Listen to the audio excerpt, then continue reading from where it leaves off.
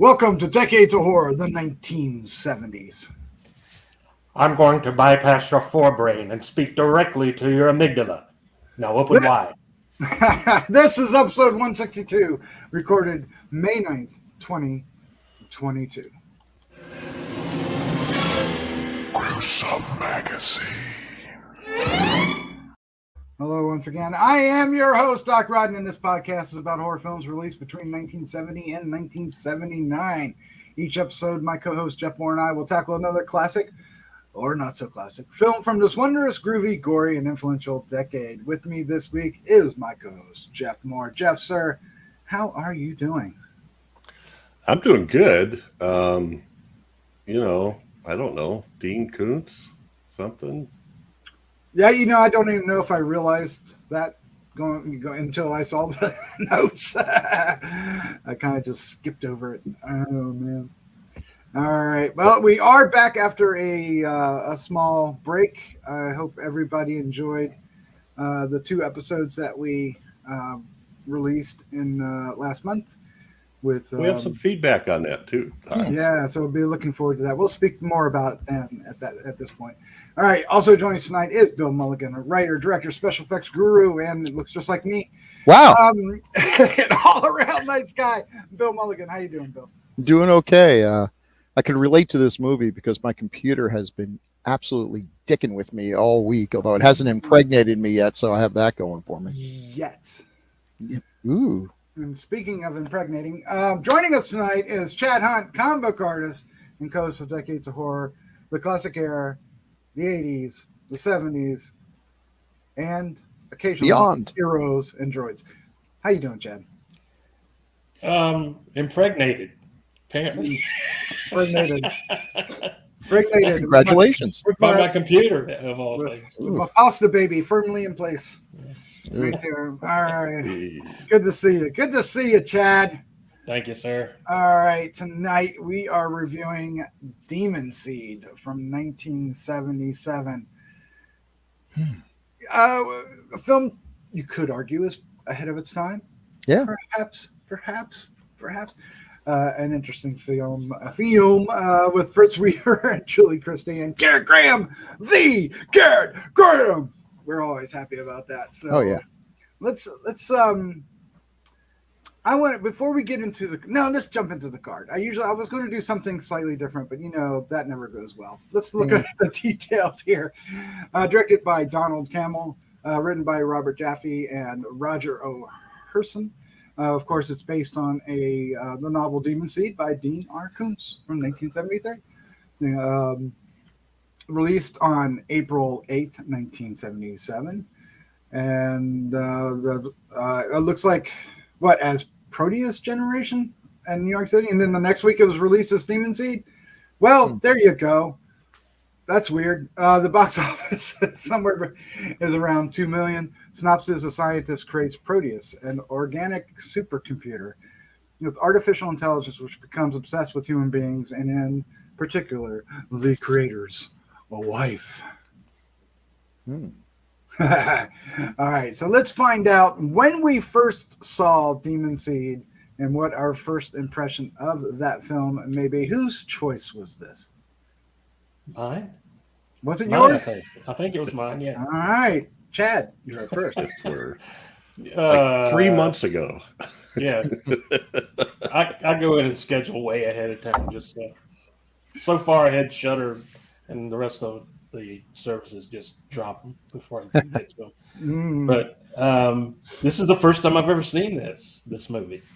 I've always known about it, and but for some reason it never quite interested me. I guess I don't know. It didn't. The premise of it didn't seem supernatural enough to me at the time when I was a kid and I first heard about it.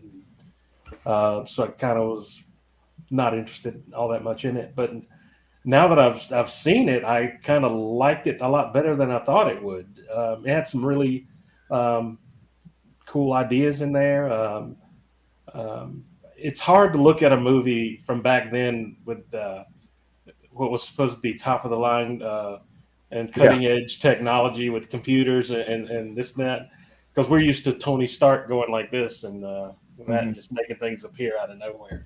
This thing looks like the worst boiler room at the worst high school, Yeah. On the edge of town. But yeah, I kind of liked it. Fritz Weaver was really cool in it. I liked him. Julie Christie was awesome. So it had a good cast. Garrett Graham was in there. Good cast. I liked the story a lot. I was never really a big Dean Koontz fan, but I did enjoy the movie. So I might go back and read this book. Oh wow! Okay. Which version, whichever version is out there. There's more than one version. Oh no! All right, Bill Mulligan, sir. Well, when did you first see this, and what was your first impression? I first saw this 3 days ago. Wow. And like Chad, I'd heard about it always. I think I got a negative attitude about it because I seem to remember being at a theater and seeing the trailer, and the audience started laughing. Once they realized that the whole thing was about a computer impregnating a woman, they just started giggling at the concept. And that kind of ruined it for me. It's like, okay, everyone thinks this is stupid. I was easily led back then. So now having seen it, it is a dopey premise, and the it's a curious movie. It's from 1977, but I really feel like it seems like it was from earlier. Like it just seems more like a 1972 science fiction movie. Mm-hmm. But okay, for a low budget and a ridiculous premise, they get a lot right. Julie Christie's great. I love Fritz Weaver, although you never believe for a minute that this stiff is ever going to marry anyone like Julie Christie. That's just not going to happen. Garrett Graham is terrific, but what the hell? His character shows up, gets killed, and is literally never mentioned or referred to again. Apparently, no one misses him. No police reports. When the two of them get together at the end and are hashing up what happened, she never even mentions, oh, by the way, it killed your friend. Yeah. So I don't know. His head's in the living room. Yeah, you be careful where you walk there. I don't know. Was there a scene missing or something? I don't know if this is one of those films that went through heavy re-edits. It's a curious film. A little bit of Rosemary's Baby, a little bit of 2001. And I think it's one of those things you should watch it at least once. I don't know if it bears up for repeat viewings, but I think I probably will watch it again sometime. I think the one thing that it missed the mark on, it tries to be 2001 with some of the trippy visual effects. Yeah, that was weird.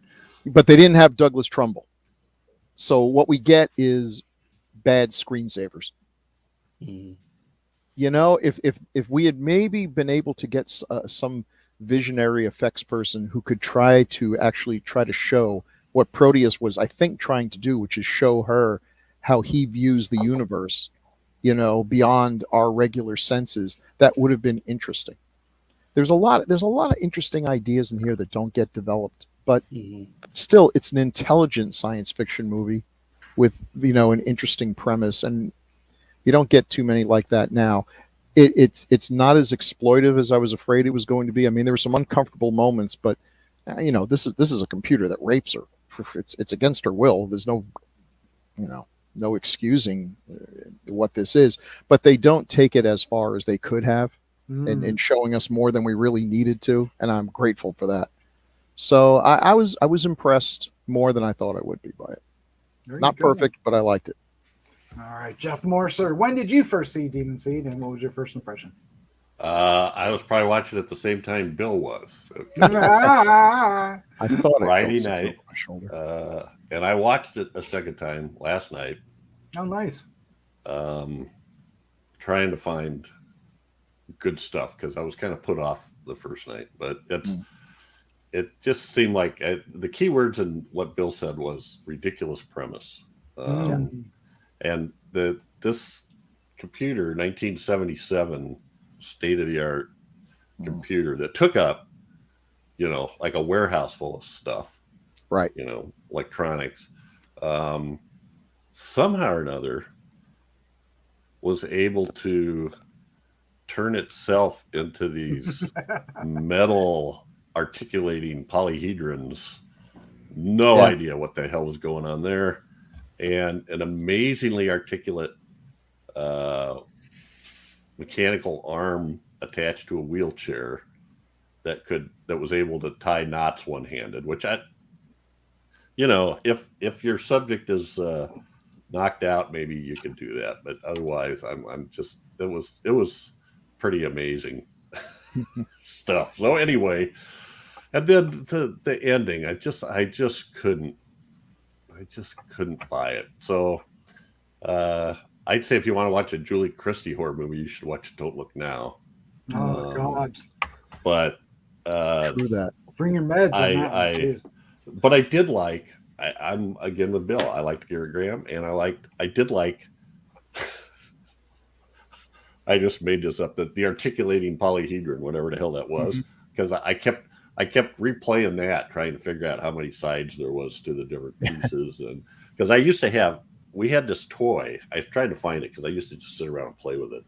That was, I know exactly what you're talking about. You could have it stretched out in a straight, or you could fold it up into a little ball that was I don't know, 20-sided or something. But how it magically materialized in its brush brass state or whatever that was is beyond me. Anyway, I and all the stuff that Bill was saying about the trippy light shows and stuff, I just felt like they were just making it longer. I didn't really get what the hell that had to do with anything. Mm-hmm. So anyway. Yeah. All right. So I knew about this film like you guys, and I didn't think I had seen it. I went into it saying, "Oh, good, a new movie." Realized as I was watching, oh yeah, I do remember watching this back in the day. It played on TV, but what struck me as a kid watching this was that the computer took over the house, right, and was able to like shock kids and decapitate greasy-haired computer operators. And I remember that. I did not remember anything about, the whole impregnating thing. But of course, as a kid, I probably didn't realize what was going on anyway. But I definitely remember most of the first half of this. And but having watched it now, it still felt fresh because the memory was, I didn't even really put two and two together until I was watching it. So I think what saves this movie is Julie Christie. She is really good in this. And you really get her, you feel that, she makes it believable that she's stuck in a house and she can't defeat it. She tries different things, even throws potatoes on this, which is awesome. That's a joke, but it's there. I kind of like this movie. It ends like most 70 movies, rather abruptly, but in a weird, satisfactory way. I'm glad that a certain something happened before it ended, because it would have been incredibly stupid if it hadn't done that. So I was happy about that part of it, and we'll get to that here in a little bit. But in the end, I enjoyed this movie. It felt, I don't know. I mean, I know it was limited by, the special effects of the time and stuff, but conceptually it felt ahead of its time. It felt, like this could happen today. Oh, it got some things right for sure. Yeah. Mm-hmm. I mean, maybe not to the extreme it takes, but you never know. I mean, it's like science, but in this reality, he supposedly this AI supposedly cures leukemia in 4 days. Right. Mm-hmm. Right. So they established that, it is incredibly powerful in that respect. So I guess you have to go with it. So I don't know. And I thought that was one of the ideas that maybe should have been expanded a bit more. It was really intriguing when Proteus kind of throws off the chains. It's like, why do you need to, rape the ocean floor? Well, we need the metals, and don't you worry about it. Just tell us how to do it. And it's like, I don't know. And I feel like there was, unless I missed it, there should have been more of that Proteus is realizing he doesn't want to destroy the Earth because he's actually planning on his progeny living on it. And so the computer is more responsible than the creators, which is always, it's kind of a Frankenstein myth, right? You create something and it turns on you. In this case, you can argue it has a good reason to. The means it takes are kind of cruel, but that's another thing that I wasn't sure was fully developed. Is his attraction to the wife, is that a reflection of its creator? That having been created by this guy, his ideal woman, the woman, his Madonna, would be the one that his creator chose, which gets into like Ultron, if you're a Marvel Comics fan and all that. I mean, there's some cool things there. There's a lot they could do in this film. But yeah, you're right. It is kind of held back by 1970s ideas of things like where supercomputers are going to be much, much bigger than any computer we have in modern times. And the reality is that's what we ended up with, right? We ended up with a phone. Something the size, something I can put in my back pocket. It's got more memory than everything NASA had in 1968 put together. So, that's all these computer movies, Colossus, the Forebrain Project, they all have that idea that it's going to be a giant computer, and it's actually scarier that it's not. It's really tiny. You don't even know it's there. Yeah, it gets smaller and smaller every year, doesn't it? We talked about what'd you say it was, the polygrim, what polyhedron, articulating polyhedron. I really liked it. I just kind of wrote it off as like some weird other experiment that Fritz Weaver had in the basement, and it took over. Wow. I don't know. It didn't matter to me. It was kind of cool. It was cool. It looked like something a computer would come up with. Came in. Yeah, and it, did he build it? I don't know. But then you contrast that to the hokey hand on a wheelchair that looks like it was just cobbled together with whatever's lying around. Okay. Well, they did establish that. At least they established it, because he had to come in and he said, it was part of the AI of the house, right? Because he basically had two AIs in the house, right? There were two different AIs. And there was Alfred, the one called Alfred, and then when the other one came Enviromod. So they called him Alfred. Then the other one's named Proteus. Proteus overrode Alfred, I think. Yeah, I think and that sounds very Iron Man too, right? Listen, if you're a mad scientist and you're trying to create an artificial intelligence supercomputer and you don't want to terrify people, don't name it after like a mythological Greek sea monster. Just word of advice. Give it a friendly name like Lisa or Macintosh or something that doesn't sound like it's going to kill you. And that never works either. So, well, I mean, it was a forward-looking concept, but they have this AI that's able to apparently create out of thin air, and we haven't really gotten to quite the AI like that yet. However many years, 45 years later. But yet, and he's got like the most advanced car of the day, the one. Yeah, I like that car. Got the electric gull-wing doors on it. But we still have this. And then he's got this fancy rotating shelf, I don't know, refrigerator or food storage thing or something that she puts the strawberries on.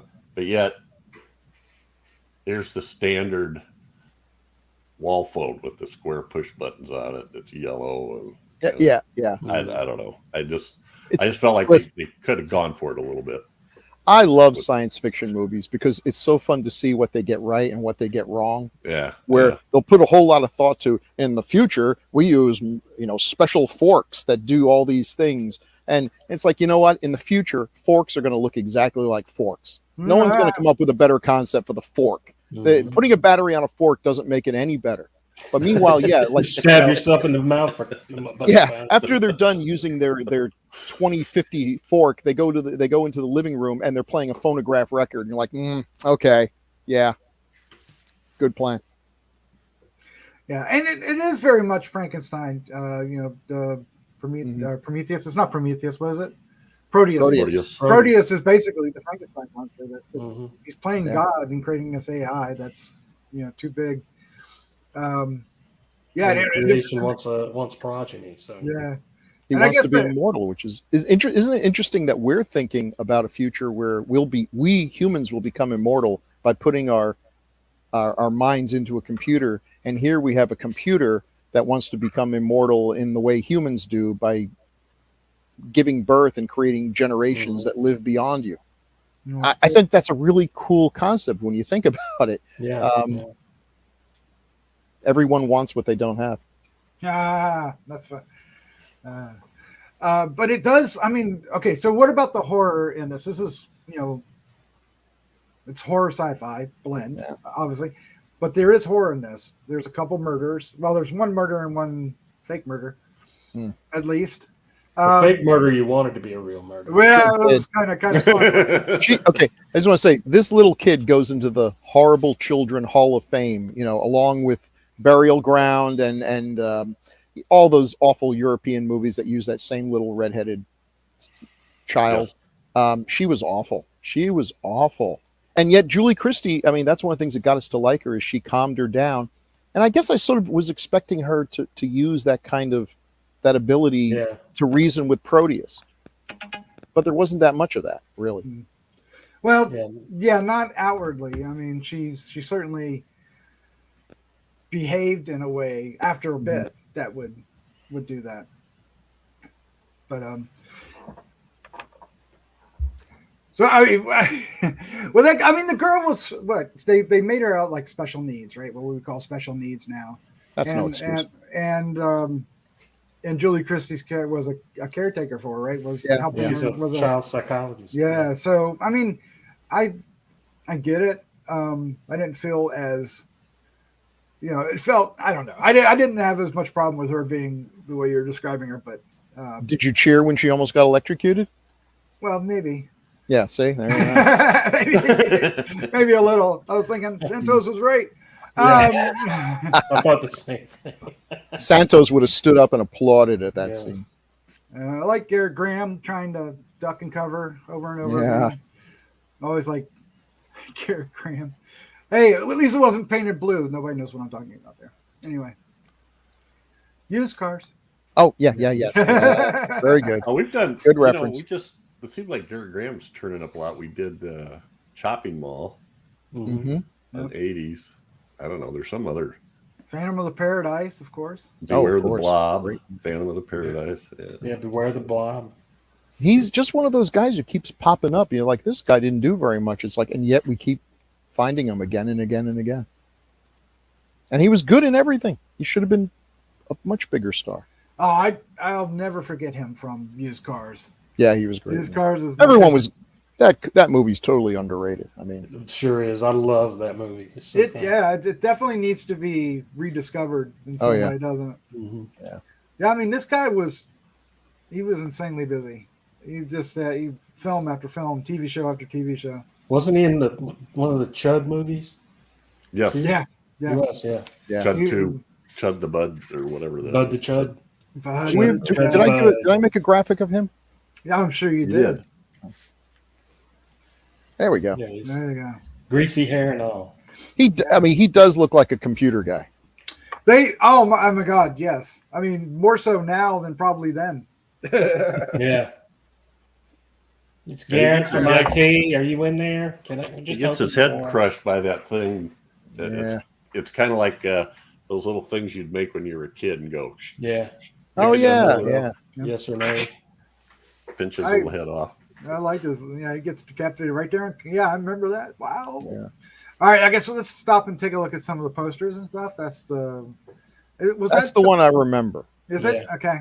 Which really does play up the Rosemary's Baby kind of thing here. Well, that's a DVD cover too, but that certainly does have all the poster stuff on it. Yep.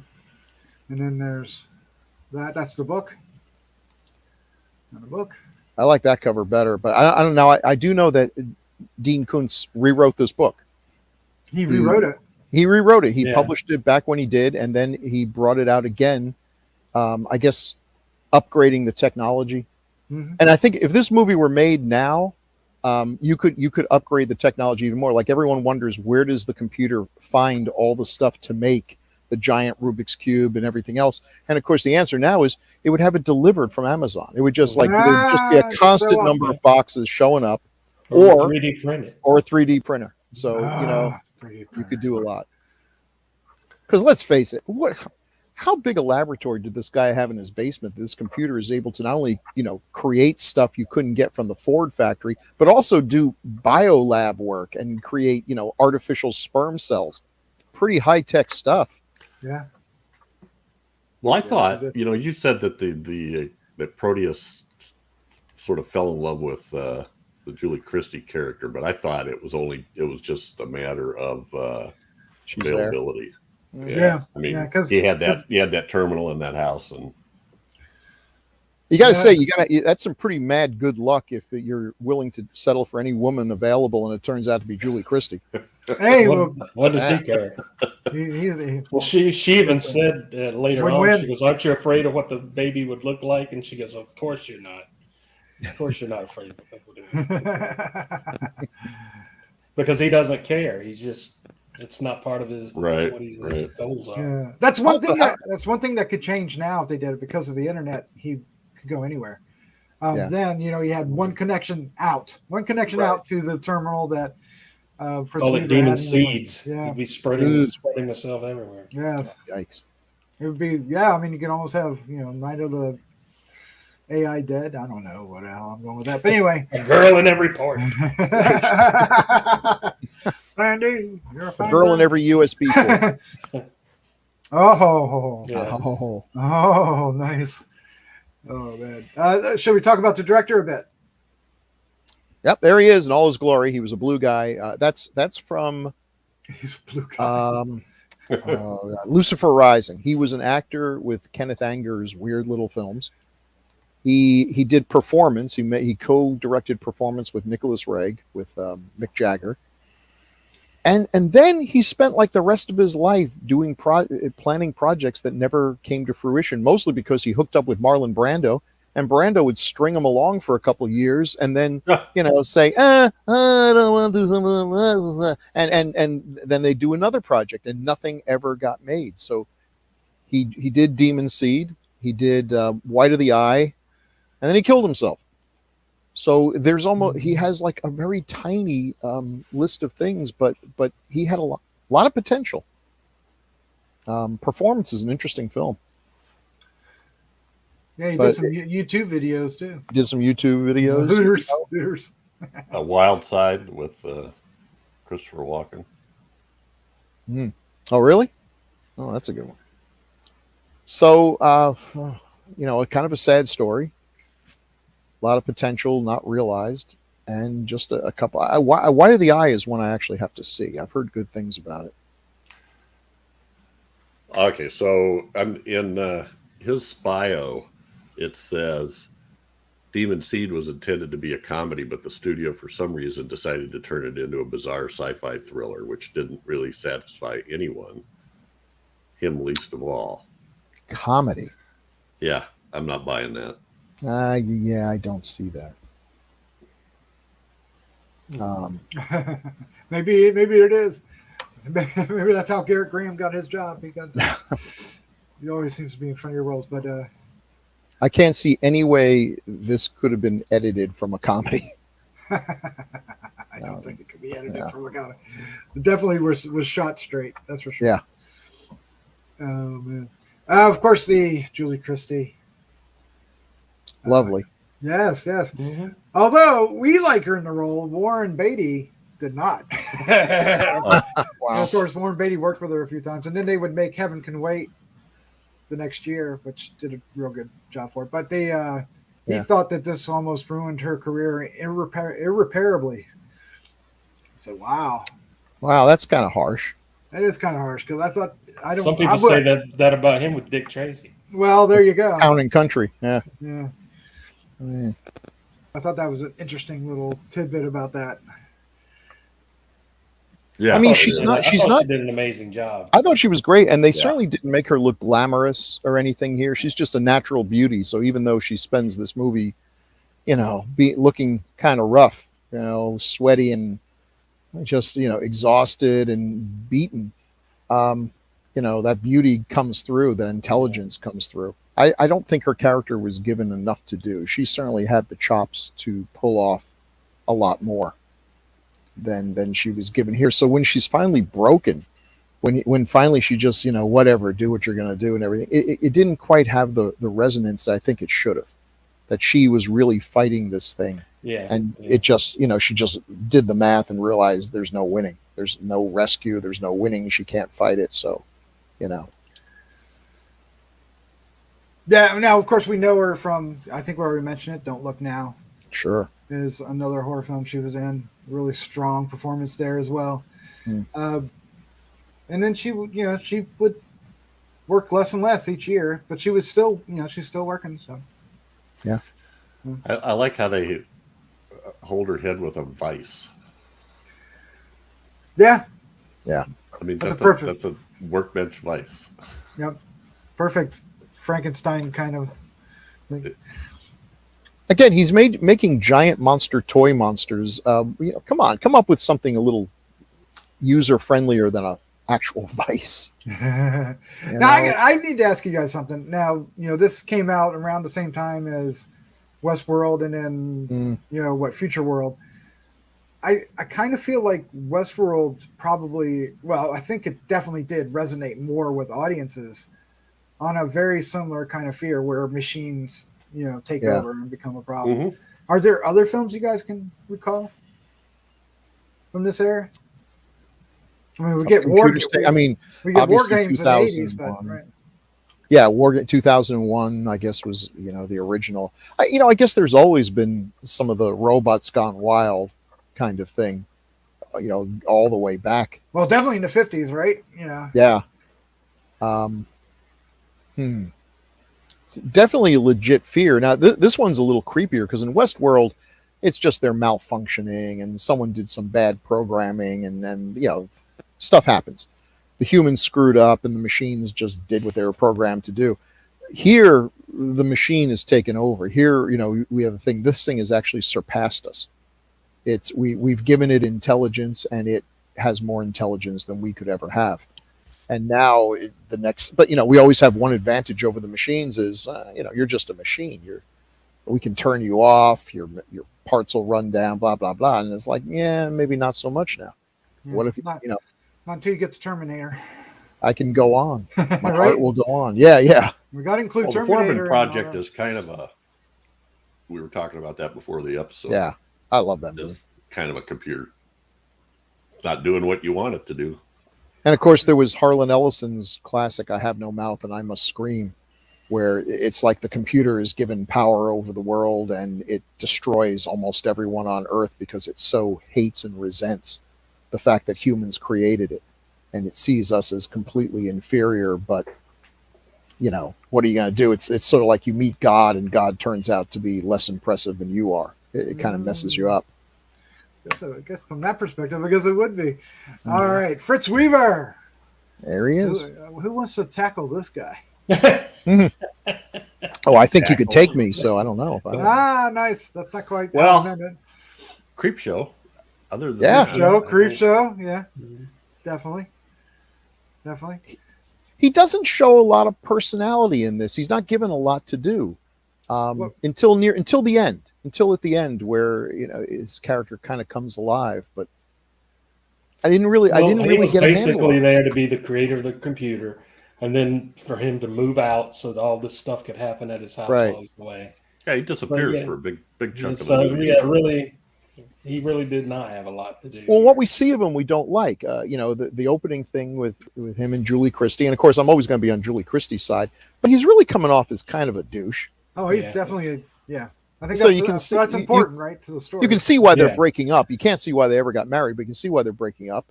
And then when Proteus kind of gives him the little warning here, it's like, when do I come out of this box? He just laughs at him. I'm like, dude, do not laugh at the supercomputer. Yeah. Do not taunt super happy fun. Right? Yeah. Have you never watched a movie? God, that's hilarious. And I think that was a bad move. The stuff about their daughter dying from leukemia, that didn't really click with me until later in the movie. I don't know if it was mentioned early, but I think that was kind of that would have been a good thing to slip in there. That's part of what caused, maybe the breakup of the marriage and why he's so driven to create this thing. And then, he's like, we cured leukemia in 5 days. If we'd known that his daughter had died from this, that would have really justified a lot of what this guy's done. Yeah, it really didn't sink in until the Proteus, brings it to light. Yeah, and you're like, oh, and that's curious. Jeff, you watched it twice. Did they mention it before then? The daughter? Yeah. Yeah.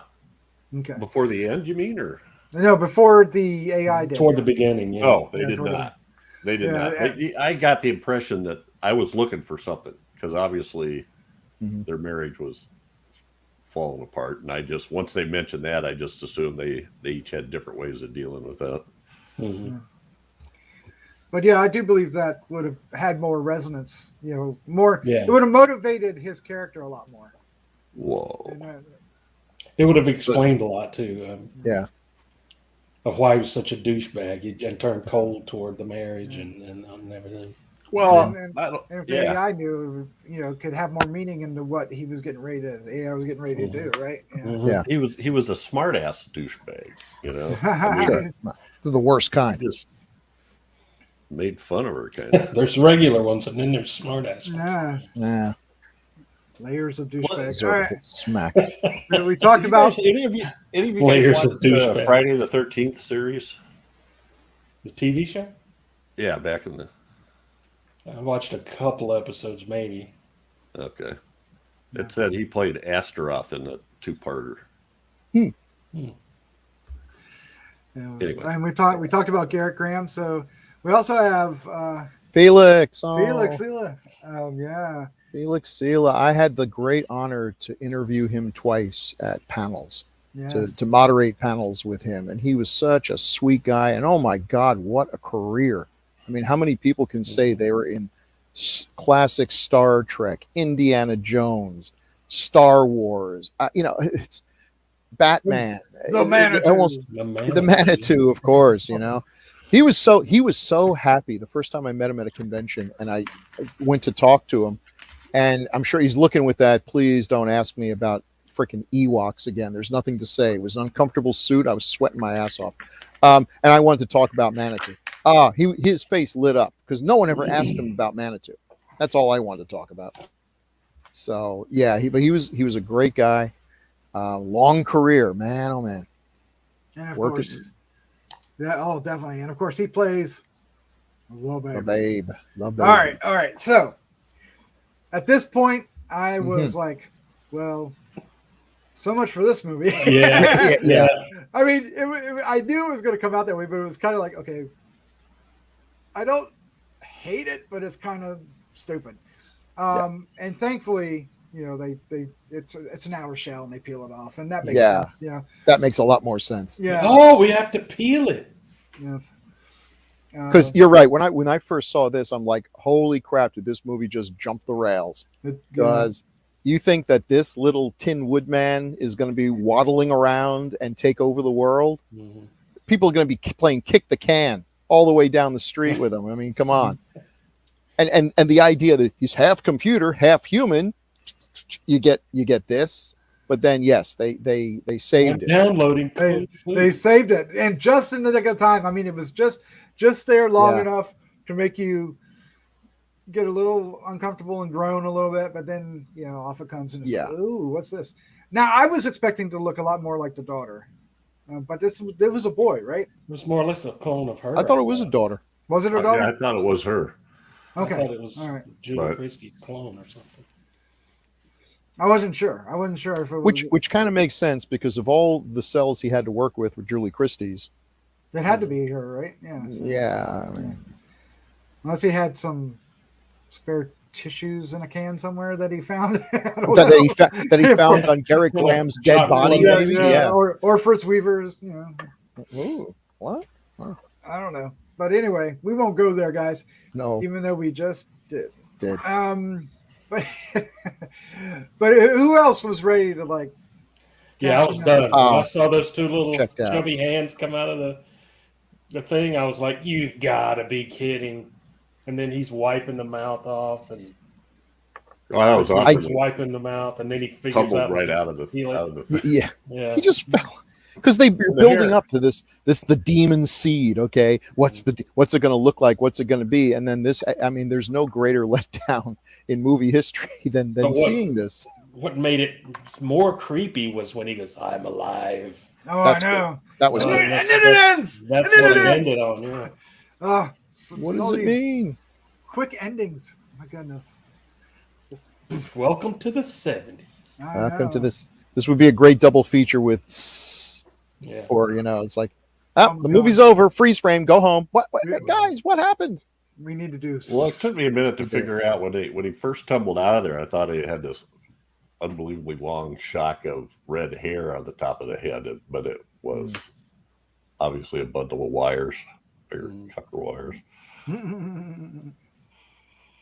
So Robert Vaughn did the voice. He was Proteus, great. Proteus 4 even. He was awesome. I don't think he enjoyed being the voice. You have something in the trivia that he just phoned it in, and you know what? That was a good choice. Yeah, it's a good way Yeah. to do it. Yeah. You Now- didn't have to do a sound effect or anything over the phones back then. So I have an interesting story about Robert Vaughn because I didn't really know who he was. For some reason, I wasn't in on what he had done in the 60s, right, and then into the early 70s with I think he was known for Not even the Man from Uncle. Man from Uncle, right? No, I never watched Man from Uncle, so I didn't. Okay. I didn't watch it. So he was known as Napoleon, right? Napoleon Solo, Man from Uncle. But it wasn't until I think 1980, maybe 81, when Battle Beyond the Stars came out. And I was at a convention, one of my first conventions I ever went to up in DC. He wasn't there, but they were promoting Battle Beyond the Stars. They had people that made the movie there, and they were showing scenes and talking about the cast and everything. It was really fascinating. But I remember everybody cheering when this Robert Vaughn guy was mentioned, because that was a big role for him to come back to, apparently. Yeah. I mean, he seems like he was busy, but apparently he wasn't as busy as people want him to be. So I just wanted to, I guess what I'm leading to is, what are your guys' memory of Robert Vaughn? Mine was that he went on to turn his own sister into a robot in Superman 3. Nah, Yeah. that's what you remember out of Superman 3? Well, there's plenty of other crap to remember about Superman 3. Yeah. I feel like Robert Vaughn was one of those faces that showed up a lot on TV shows back in that. Like, it's Robert Vaughn on the Love Boat. It's Robert Vaughn committing a crime on Murder, She Wrote. It's Robert Vaughn. His was a face I just remember seeing a lot. I don't know any particular roles that jumped out at me, but I certainly knew who he was, and he always delivered. Didn't he do some like infomercial type, or trying to sell insurance or something at one point? Well, I think that was later in his career, right? Was it? Was it insurance or was it a lawyer? It's lawyers. Lawyers, Yeah, yes. lawyer, yeah. Oh yeah. I love those commercials because they make it sound like I'm gonna be represented by Robert frickin' Vaughn. Yeah. There's no way I'm gonna lose. He was the Man from Uncle. Tell him you mean business. I will, Robert Vaughn. I'll tell him I mean business. Call up the lawyer. You get some bald guy who's like 80 years old. He represents you. You lose. You go to jail. No. Oh, that's Well, he was the thing I remember him from first, and I probably not first, but the Man from Uncle, but also Bullet. He was the bad guy politician in Bullet, who was Oh, he looks like a bad guy politician. I'd vote for him anyway, but he's definitely a bad guy. Yeah. But he's in a lot of this stuff. Towering Inferno. Oh yeah, I do remember all kinds of stuff all through the 70s. I'll bet he was a bad guy in Towering Inferno. He was a senator, Yeah. Yeah, there you go. I mean, I don't know. It's just like this guy. I never knew who he was until Battle Beyond the Stars. Man, you didn't watch Man from Uncle, but Man from Uncle in the day, and it was kind of like the Batman TV show that it burned bright briefly, but really, really bright for a couple of years. It was the pop culture thing. Right. It was huge, and I think everyone expected. There Look we at go. that! Look at that! Look at that! See, Serious. I think everyone expected that all the stars from that show were going to, go on to become superstars, and it didn't really happen. I don't know if it was typecasting or David what. McCallum was the best one. Billy. Yeah. Oh, Yeah, well, the girls loved him. Then there was the girl from Uncle too. Was a spinoff for a season. Was that Stephanie Powers or? That sounds right, but I don't remember for sure. Yeah. He was on the 5th season of the A-Team. General Hunt Stockwell. Oh, Hunt Stockwell. I Wow, remember that's, that. yeah. Wow. Yeah, Dave McCallum, he played the Invisible Man in the 70s. I remember that. Yeah, What's remember show? that. And didn't he also do like some of the CSI stuff recently?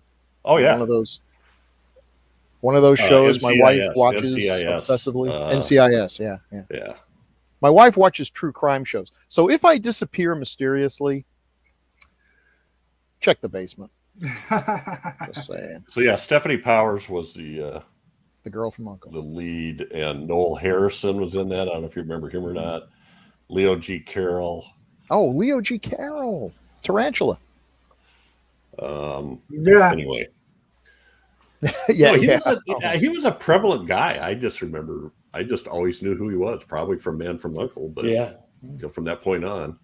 Well, I thought his voice was great in this. It was computerish enough to sell that it was a computer, but it wasn't that overly vocoded thing that we get.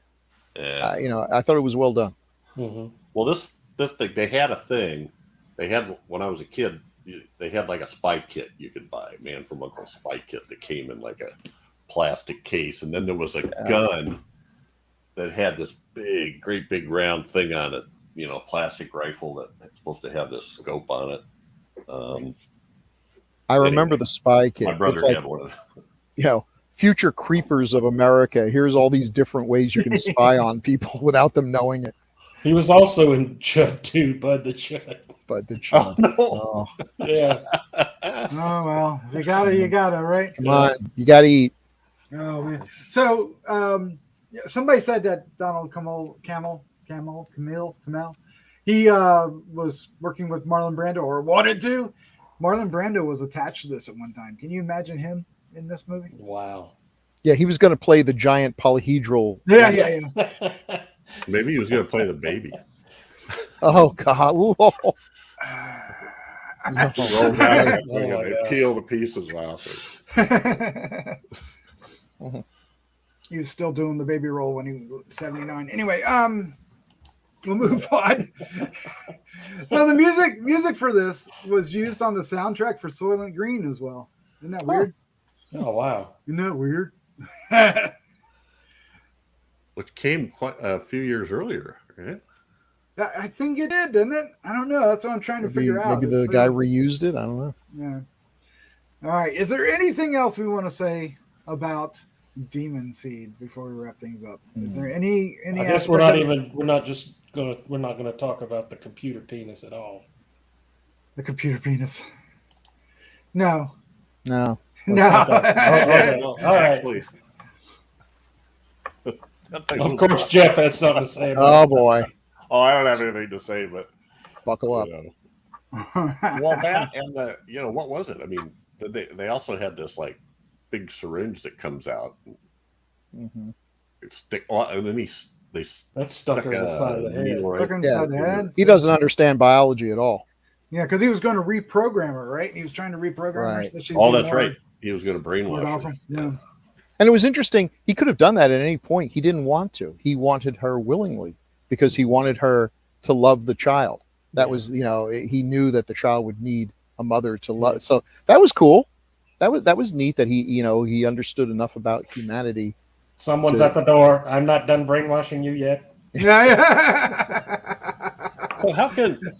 So did they raise? What do you think happened afterwards? Did they raise this baby, or did Christie try to like sneak it out into the pool and drown it? I don't know. I mean, it seems like toward the end she was trying to kill it, and then it was a pretty slippery move on Proteus's part to make it look exactly like the daughter, because that's going to make it a whole lot harder to do sack of rocks and a bridge routine.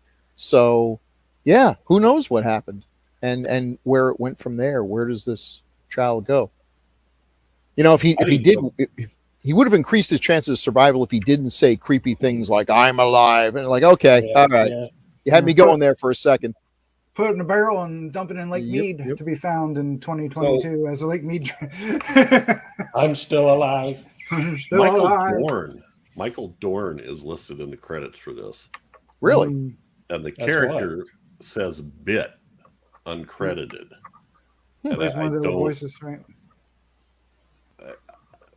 maybe one Background, of the there was a black guy that worked in the lab that was a pretty young guy that never had any lines that Mm. was like running the Okay. computer one time. I don't My know. problem is every time I'm looking for Michael Dorn, I'm looking for a Klingon. So Right. I never see it. Right. Never seen him. Well, and Uh, think long time ago, so he could have been skinny too or something. But I don't know. I just thought that was odd. And then the other guy I kind of wanted to mention, which was a weird character, this Barry Kroeger, who played the old guy that just kind of followed Fritz Reaver around all the time. Yeah, he was like the bureaucrat or something like that, right? No, not Wasn't he? no. He was He was the older. Was he the older guy that was talking? yeah, or- the other scientist. Okay. Yeah. Oh, And he's okay. a guy that's been in a ton of stuff, and this was his last movie. But it was weird that he was in there because I think he had like maybe 2 lines once. Yeah. Otherwise, he's just walking around with them, and we see shots from their back where he's like he's talking to Fritz Weaver while they're walking, but you never hear what he says. Yeah, I feel like he might have had a bigger role earlier on. Who I knows? really do feel like there was edits that they put into this movie so they could stick some more screensaver footage in. Yeah. So I don't know. Yeah. All right. Well, there you go. There we are. So let's wrap this up with our final thoughts and recommendation. Chad, sir, what do you have to say about Demon Seed? It's not a horrible movie. I've picked worse. You have. A lot worse. Yes, yeah. I know. But this is one I enjoyed watching it. I thought it was like we were talking about. The concepts were pretty cool, and I don't know, the whole like Julie Christie carried this. This was like her film, and she just did a great job of interacting with all this sentient computer and. Just, I thought it was good. I had a lot of fun watching it, and I'd watch it again. I highly recommend anybody that likes this kind of stuff to watch. Which is everybody watching. So yeah. Absolutely. Bill Mulligan, sir. I went in with super low expectations, and it exceeded them. I don't think it's a great movie, but it was fun to watch, and I think everyone should probably want to watch it once. And maybe maybe more. I may revisit this now that I've actually seen it. There you go. I like that. Jeff, sir, your final thoughts and recommendation? We're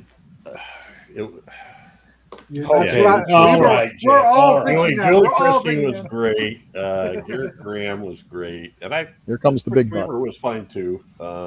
Everybody I know's got a big butt. What? All right, Sir Mix-a-Lot.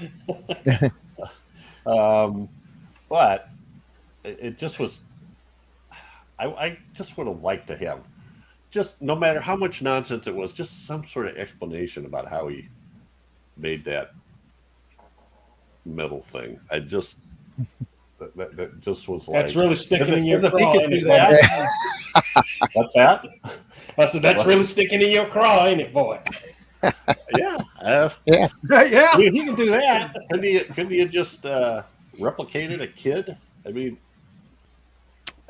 That would He have been wanted to be human. He wanted to give birth. Yeah. He wanted so to anyway, but He wanted to give birth the old-fashioned way with a giant incubator and a 28-day gestation. Yeah, I know that Yeah. 28-day thing and was a big Third long of the time, right? telescoping 6-sided brass thing, Yeah. Anyway, the call it what you will. so yeah, it was ridiculous, but yet I enjoyed the metal thing. I just enjoyed watching it, seeing what they were doing with it. I thought it was interesting, and I actually thought the baby was creepy as all get out. I just was like, what the? And then, Fritz Weaver bends down and starts picking at him, and I'm like, Ew. Yeah. what makes Peeling you him like a do lobster. that? But anyway, So yeah, watch it. Julie Christie's great. It's probably something from the 70s you should have seen.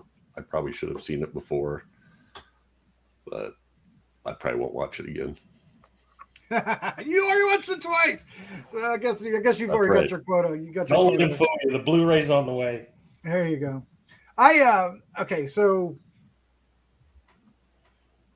okay, this is definitely a 70s film, but I'm really fascinated with that conceptually that it's ahead of its time. I mean, it's the execution isn't necessarily, but the concepts are. I mean, this could be in the hands of somebody creative right now, could be made, really scary and creepy today. This story, you have to kind of reel back some of the funkiness of it, but conceptually, we've had a number of AI type movies where the intelligent, I mean, Terminator's the biggie, right?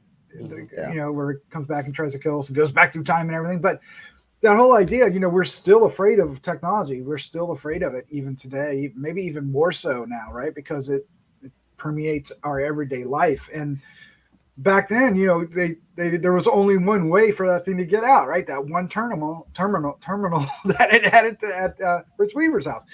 That was the only way out. Now it could, there would be no stopping it. And that aspect of it tacked onto it is insanely right. I don't know. I was really interested in what this film was trying to say in the respect of 1970s, right? It went where it could go at that point. And I don't know. I really enjoyed it, but I do think Julie Christie makes the film. I think with another actress, it may not have been right as good, because she really. You really gravitate toward her. She captivates the screen. She's very charismatic, and even if you don't believe that she would ever marry Fritz Weaver, but Fritz Weaver is never really there, so that who cares? Yeah. I think Gerrit Graham definitely had a crush on her, or at least this Walter Gabler guy did, and he got crushed. So he did get crushed, and that was. Well, I was under the impression they had something going there. Well, I was thinking he was under the impression he was going to have something going too. What happened to my lunch? Wow, she definitely goes for a certain type then, if that were the case. Oh my gosh, yes. That's yeah. So I say watch it, check it out. If you're a fan of the 70s and you're watching this, you definitely are. This is one to watch. I imagine there are this isn't one that has I don't think this has a cult following or anything now, right? I mean, it really I don't you don't hear too many people talking about it. It's out there, but you don't hear too much of it. And maybe we should be looking at it. Maybe more people should be cosplaying as the giant polyhedron. Yeah. No. Jeff? I'm gonna be cosplaying that little metal baby. Yes. Ooh, yikes, no. So, who's gonna glue metal pieces on their 3-year-olds? Come on. Okay. I take it back. All right, so that's our review of Demon Seed from 1977. Check it out. I think we all watched on Tubi. Is that how we watched? Tubi. Tubi. Yeah. Yep. I think that's the only place it's streaming. Yeah, I was surprised. So it was there and fine. So all right, do we have, sir, any feedback to go over? We do. All right, let us have it, sir. Well, first up is Kathy Chapman, who we've heard from before.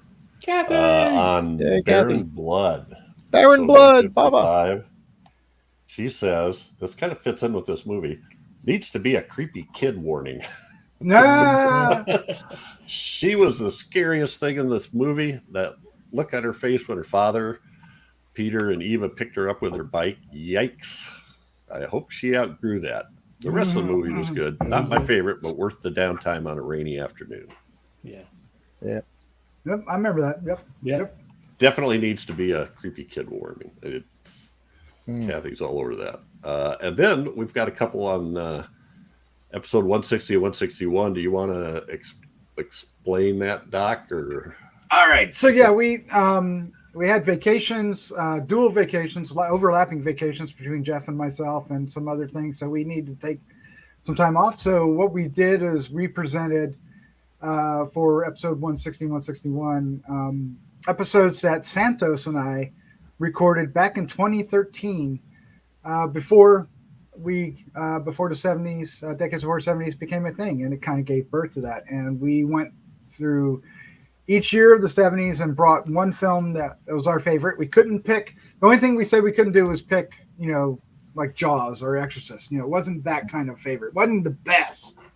It was our favorite. So favorite doesn't necessarily have to be good, right, Bill? Oh, yes. Right?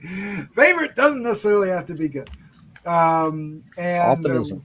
We represented those. Part 1 was 70 through 74. Part 2 was 75 through 79. And it was really great to revisit those original thoughts from the Black Saint. We miss him greatly. Yeah. Well, those were audio only recordings, but Doc spent a fair amount of time and effort putting in some clips and some pictures. Good job, Doc. Like that. No, not really. It wasn't a good job. It was a very bad job. But A for effort. It was good. It was good. Yeah, it was and good. this was really what started the idea of creating the 70s, correct? Yep. And, Yeah. yep. And it was on what the podcast was originally called Doc Rotten's House of Horror, which if you guys know my email address, that explains that maybe. And then it became Monster Movie Podcast. Mm-hmm. And then it became Decades of Horror 1980s. So there you go. All right. So we have a comment from a good longtime listener, Dallas Nostromo. Yes. He says the intro music brought back a lot of memories. Yes. Loved listening to Black Saint again. This was a good idea, Doc. Absolutely. Thank you, sir. It was a good idea. From Lucas Calhoun, was great to hear this cast again. It made me happy and sad to hear the Black Saint again, but mostly happy, and took me back to those years, first discovering podcasts and learning about 70s movies I had not discovered. It doesn't seem that long ago, but man, time flies and things change. 2015, I guess it was 14 though. Seems like a lifetime ago. Keep up the great work, and rest in peace, Black Saint. Thanks, Lucas. Thanks, Lucas. Yes, thanks. Yeah, great Thank you, job. Lucas. And Mike Zatz. We'll finish up with a couple for Mike Zatz. This one is about those two episodes. To your pick, Doc, I saw The Car on a double bill with Richard Pryor's Which Way Is Up. That's a very strange double feature. Yeah, But he said, how's that for similar themed films? That will tell you the kind of theater in which I saw it, the kind that Santos would frequently tell about. Yes. A theater where you would have pairings or triplings, sometimes with other films, not even in the same genre. You could see kung fu, horror, and a comedy in the same theater in the same day. I miss those days. Great to hear Santos' voice and his experiences and feelings on his picks for 70s. Great discussion on the films that might not be the most remembered, but certainly made impressions on both you and the terribly missed Black Saint. I only started listening to Decades of Horror and Horror News Radio in October 2021.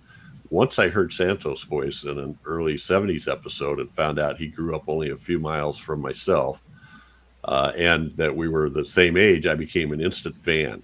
Then as I proceeded through the episodes, averaging about 5 a day, holy cow, I learned of his passing. I was devastated.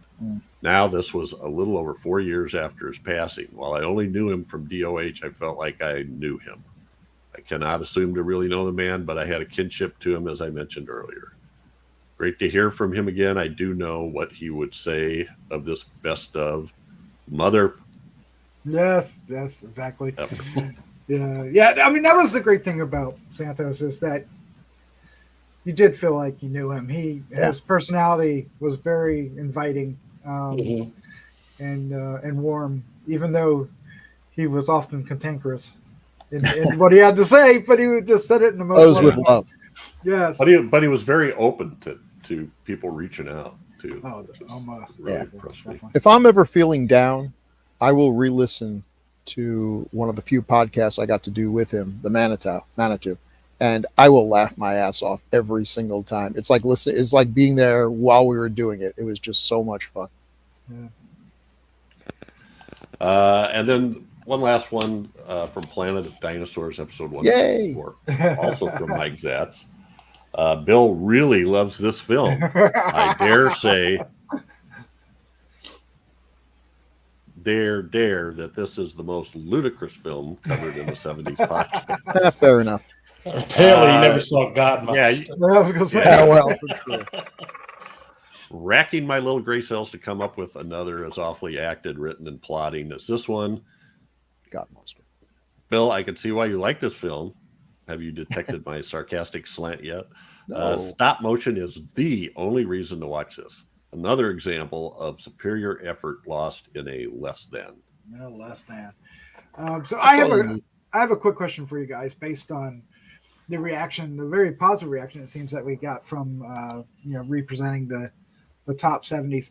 Do we want the four of us to do a similar series of episodes on that and bring for each year the most obscure or interesting 70s horror film?